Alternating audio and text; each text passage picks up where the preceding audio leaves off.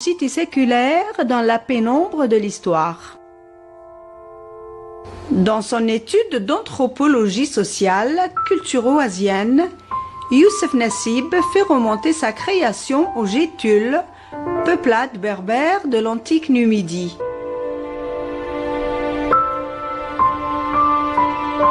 Quand bien même romaine ou hilalienne, peu importe, elle est là, traversant le temps.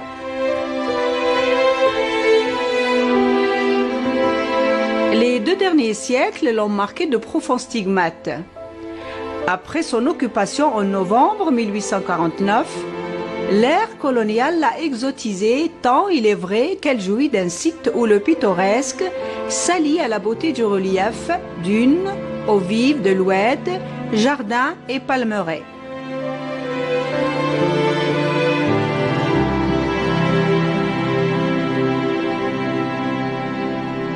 Sous l'emprise des Mankerdada et Azdin, des contreforts du massif saharien, elle s'est développée dans cet écosystème oasien que rares sont les lieux qui s'en prévalent.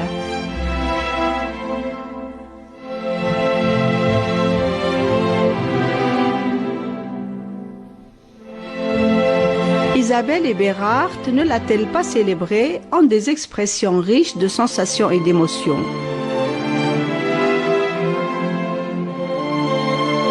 Quant aux artistes peintres, ils ne pouvaient trouver meilleur paysage et une distribution des ombres et de la lumière pour solliciter leur inspiration et présenter d'admirables tableaux sur une région qui devenait leur destination appréciée. Elle le fut.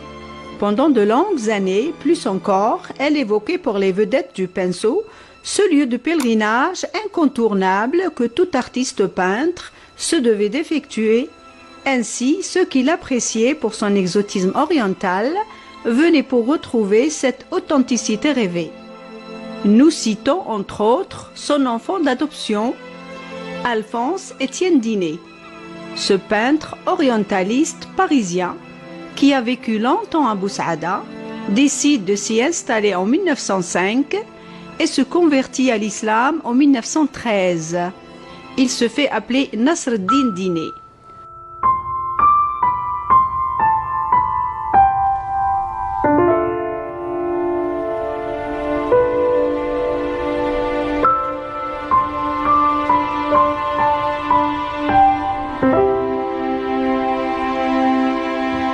Peu de temps avant sa mort, il demande que sa tombe soit érigée à l'ombre des palmiers.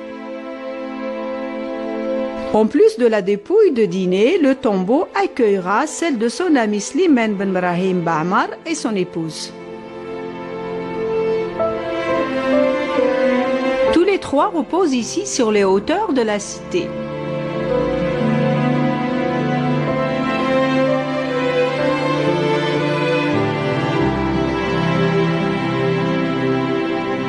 Subjugué par la beauté de la région et de la beauté irrésistible des Nailiyat, il a laissé de nombreux chefs-d'œuvre. Quelques-uns sont exposés au musée Dinet à Boussaada.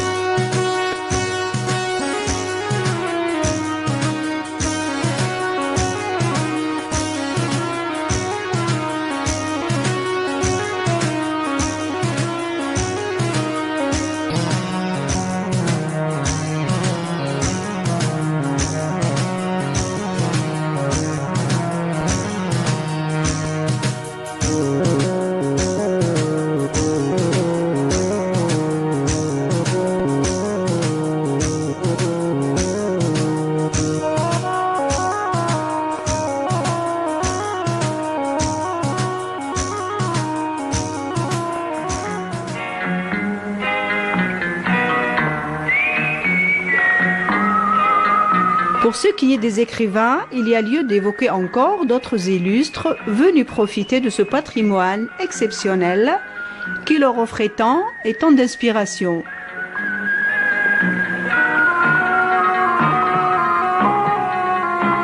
Colette, Simone de Beauvoir,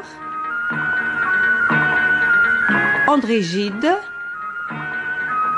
sans oublier l'inspiration des deux cinéastes Moussa Haddad et l'italien Enzo Peri qui ont tourné en 1966 le film Trois pistolets contre César, en choisissant le décor du moulin Ferrero.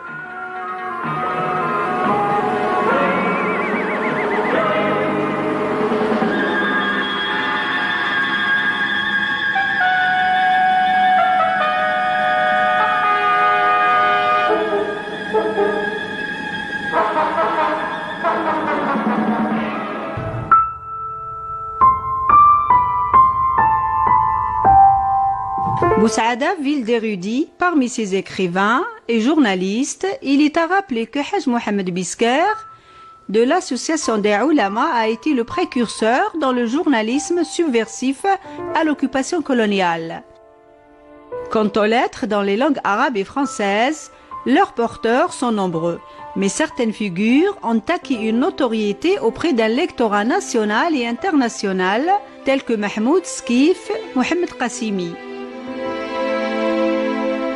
Parmi les générations les plus jeunes, il y a lieu de citer Souad Khouja, socio-anthropologue, Barkaham Farhati, architecte et historienne de l'art, qui a sauvé le musée d'Iné du gommage matériel suite à l'incendie criminel qu'il a ravagé lors de la funeste décennie noire.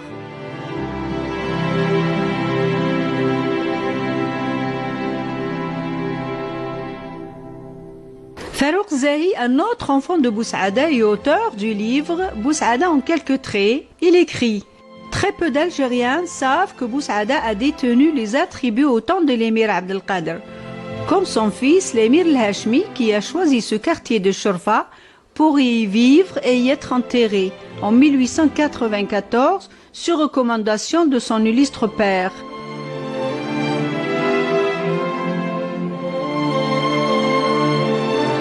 L'émir Khalid a lui aussi passé une bonne partie de son adolescence dans cette maison.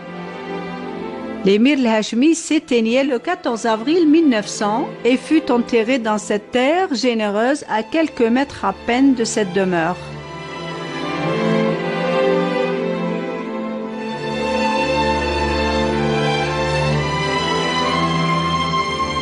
Cette région a vécu et mené plusieurs révoltes. Après plusieurs campagnes menées contre la résistance de Cheikh Mohammed Ben Ali Ben Chbira, la cité tomba le 15 novembre 1849 sous les coups de boutoir de l'armée d'Afrique et Boussaada est réduite au silence. Spolié de tous ses biens, Cheikh Mohammed Ben Ali Ben Chbira se voit s'exiler en Tunisie.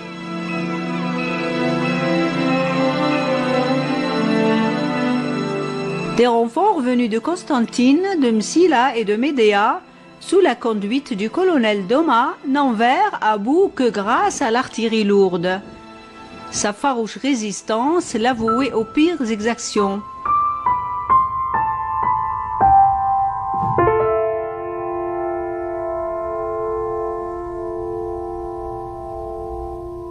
Les Aatcha tombaient le 26 novembre 1849. L'oasis des Aatcha, un village à 40 km de Biskra, a été le théâtre d'une révolte populaire conduite par Cheikh Bouzien contre l'occupation française du 17 juillet au 26 novembre 1849, où toute une population, hommes, femmes et enfants, ont péri dans cette violente attaque de l'armée française et sa lourde artillerie. Ils furent tous massacrés, ainsi que leurs chefs qui ont été décapités. L'histoire du siège de Zaatcha est un génocide perpétré par la colonisation française. La révolte des Aatcha de Cheikh Bouziane et ses compagnons est un dossier qui ne sera jamais clos tant que les crânes des résistants algériens ne seront pas récupérés et restitués.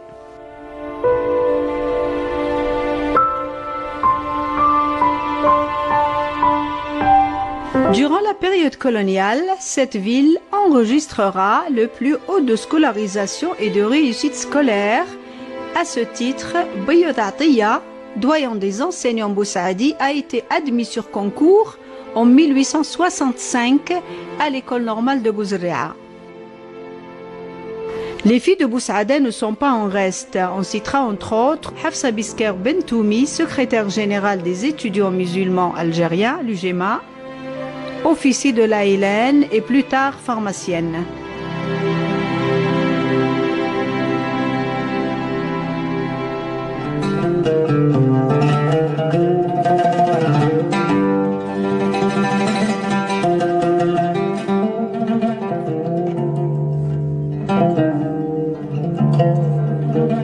Datant du XVe siècle, selon certaines sources, Sidi Tamer Ben Ahmed el-Fassi, un érudit des sciences islamiques, et Sidi Slimane el-Fassi Ben Rabi' arrivèrent d'Andalousie. Ils éliront domicile aux abords d'un oued au pied de Jbel Kerdada, piémont du massif saharien. Ils édifieront les premières maisons et la mosquée Nakhla ou l'antique mosquée, à partir de laquelle ils diffuseront l'enseignement soufi, la science et la sagesse.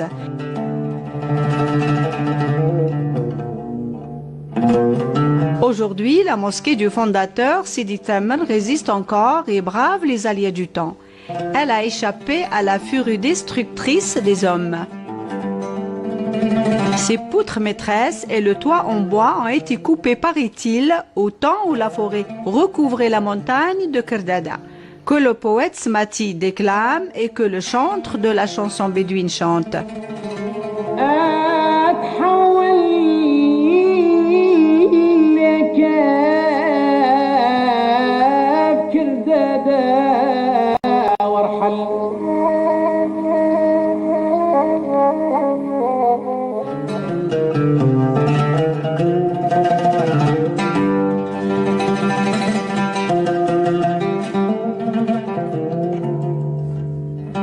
La Zaouia est l'une des plus renommées du pays. Bâtie sur la rive gauche de Oued el-Rmel, prolongée par celui de Boussaada, son aspect imposant semble veiller sur le village, situé en contrebas. Cette Zaouia, institution religieuse, séculaire, eut la particularité d'être placée sous la direction d'une femme. Fondée par Sidi Mohammed ben Belqasem ben Roubai ben Mohammed ben Abd al-Rahim al-Sharif al-Hassani, né en 1824. À sa mort, c'est sa fille al-Lazineb qui lui succéda jusqu'en 1904. Selon certaines sources, le 31 août 1877, le cheikh de la Zaouia al-Hamil Mohammed Belqasem, âgé alors de 57 ans, après un malaise, il se rend chez le Qadi de Tamsa, village non loin de Boussaada, pour rédiger son testament. Il lègue tous ses biens à son enfant unique Zineb et aux enfants garçons et filles pour en lui naître ultérieurement.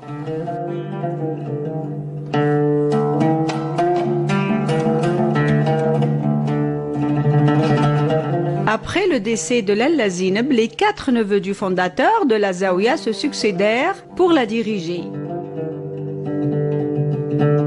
Cheikh Mohammed Belhaj Mohammed, Cheikh Al-Mukhtar, Cheikh Belqasem, Cheikh Ahmed. Le premier neveu Mohammed, lui aussi, eut 2 garçons, Cheikh Mustafa et Cheikh Al-Hassan. Et Cheikh Mustafa, à son tour, eut 2 garçons, Cheikh Khalil et Cheikh Mohammed El-Ma'moun, l'actuel cheikh de la Zaouia.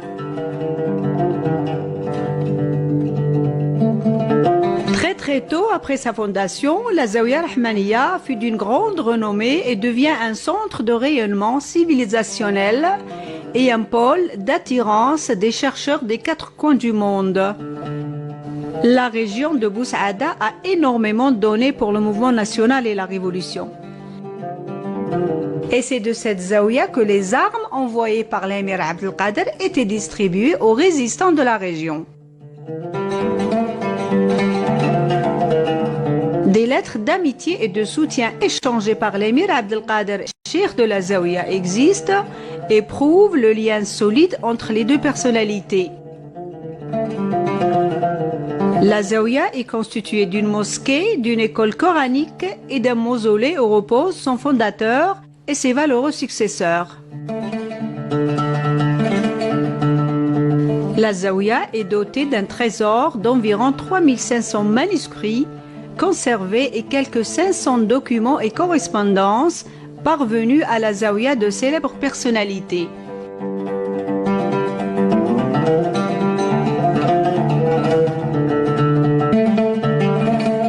Affiliée à la Rahmaniya, la zaouia d'El Hamel est connue au niveau national et international pour son rayonnement sur l'Algérie et l'Afrique subsaharienne et comme lieu de piété et de diffusion d'un islam inscrit dans la pensée philosophique des Ikhwan Safa, celui d'une pratique religieuse épurée, tolérante et ouverte aux sciences et à la réflexion.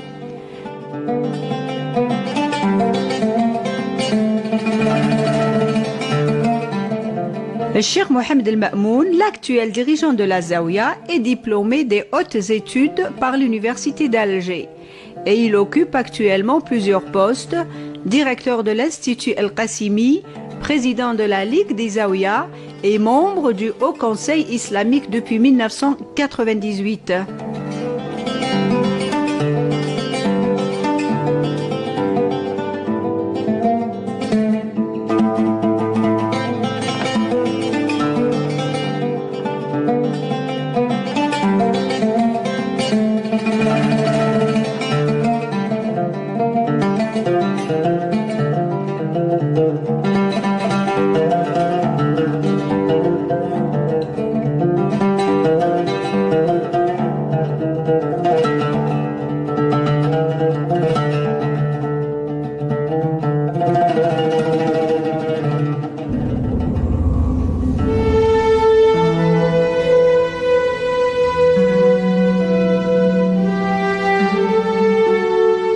Bousaada est allée à la Révolution bien avant que la Révolution ne vienne à elle, une phrase célèbre de l'ex-commandant de la Wilaya 6, Ammar Sakhri.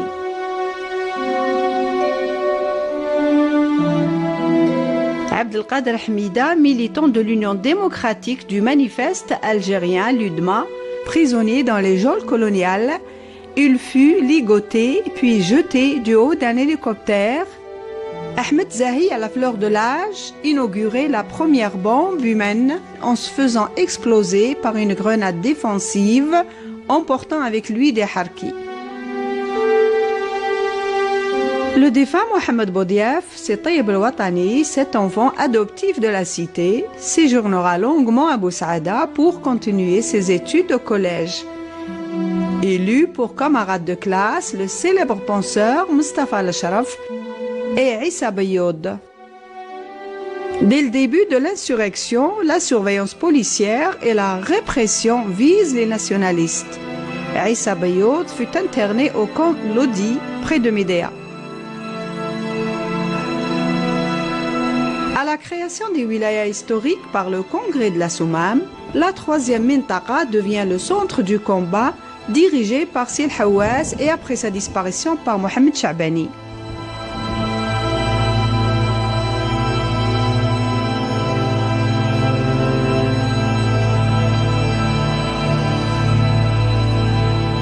C'est à 18 km de Ain el-Malh et à 10 km du village Sidi Mohamed que se trouve Jbel Thamr. Ce lieu fut le théâtre d'une bataille acharnée le 28 mars 1959, où le petit détachement de deux colonels, Sermi Roche et Sil Hawass, fut surpris par une armée ennemie nombreuse. Le détachement de deux colonels, Amiroche et Sil Hawass, avait résisté de longues heures.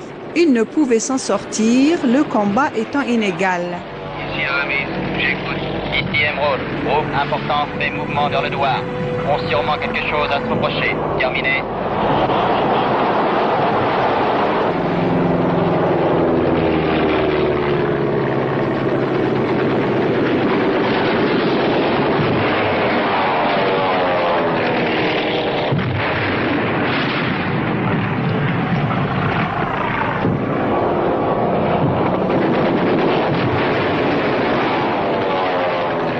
La place militaire de l'armée d'occupation ne comptait pas moins de 14 casernements, toutes armes confondues. L'aviation, arme redoutable et meurtrière, était basée à 10 km à peine à Ain Dis.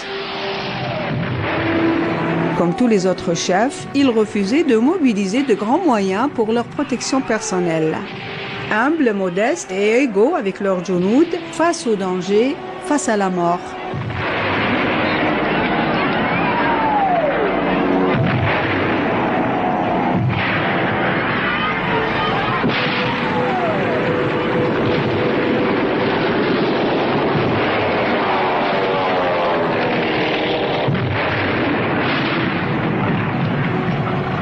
Sur les 30 moujaheds, entre officiers et jeunes-dits, 26 tombèrent au champ d'honneur après avoir abattu un avion ennemi.